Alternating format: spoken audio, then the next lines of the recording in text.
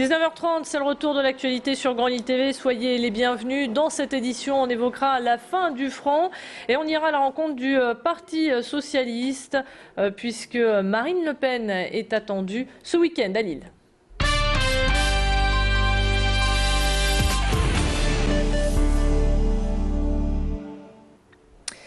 C'en est donc fini, les francs ne sont plus repris par la Banque de France. Vous aviez jusqu'à aujourd'hui pour échanger vos anciens billets et pièces de monnaie en euros. Si vous pensez trouver preneur chez les numismates, les collectionneurs de billets, sachez que seuls quelques numéros de série les intéressent.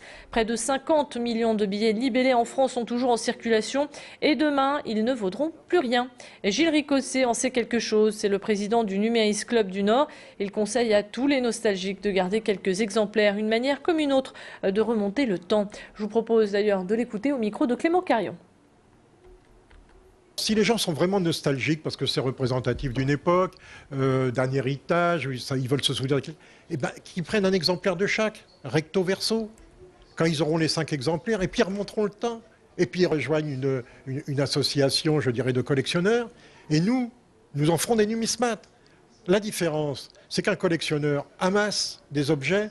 Le numismate, il cherche à les expliquer, que ça soit dans la technique de fabrication, que ça soit dans l'histoire du billet.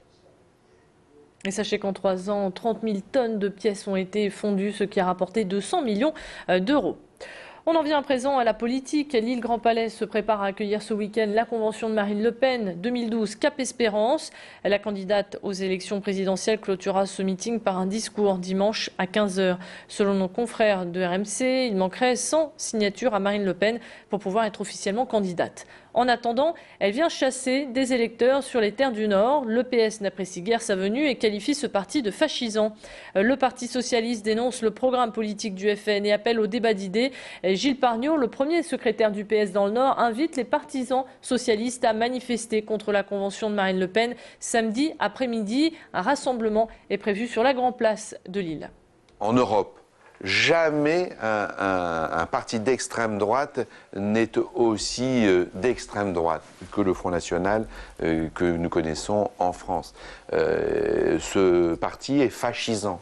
On l'a vu avec la présence de Madame Le Pen dans un bal à Vienne, en Autriche, avec les plus terribles représentants de l'extrême droite européenne. Ça, c'est l'image et la représentation que le Front National français possède. Il est fascisant. Dans la nouvelle vague de suppression de postes qui concerne les écoles, la maternelle Reine Astrid à Mont-Saint-Barreul va perdre une classe. Aujourd'hui, ce ne sont pas les parents, mais les militants du PS qui sont montés au créneau. Ils ont distribué des tracts et certains élus sont même venus leur prêter main forte. On a pu voir Martine Aubry accompagnée d'Audrey Linkenheld. Certains parents, étonnés de les voir sur le terrain, leur ont reproché d'intervenir uniquement en période électorale, car c'est dans cette circonscription que sera candidate Audrey Linkenheld. Je vous propose d'ailleurs d'écouter sans plus tarder Martine Aubry au micro de Julie Sicot et Macha Gonessen. Audrey Linkenheld fera partie, j'en suis sûre, des députés qui soutiendront, si les Français lui font confiance, François Hollande, président de la République. Et je pense qu'on a là une jeune femme particulièrement militante, je veux dire, et qui porte des projets sur le logement, par exemple dans la ville de Lille, et qui est très attachée au problème d'éducation. Elle a elle-même un petit garçon, elle sait ce que c'est, elle comprend l'angoisse des parents aujourd'hui. Le tri des encombrants, un pari réussi pour Lille Métropole Habitat. En 2009, le bailleur social a voulu faire une expérience, celle de mettre en place le tri sélectif en mettant à disposition des locataires différentes bennes.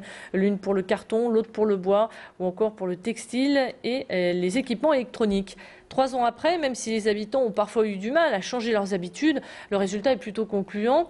Pour faire les derniers réglages et continuer à les sensibiliser sur le respect du tri, 2 agents surveillent les lieux. Les locataires, eux, sont plutôt ravis, ils n'y voient que des avantages. Écoutez cette habitante au micro de Pierre Beauvillain. C'est une amélioration parce que ça traîne moins sur la voie publique et c'est moins dangereux, comme je vous dis, que de décarcasser une télé comme ça sur la voie publique, quoi. C'est moins dangereux. Un enfant peut se blesser. Un enfant peut se blesser, peut décider de ramasser un bout de ferraille comme ça et puis il se coupe la main, quoi. Ça peut être dangereux dans ce sens-là.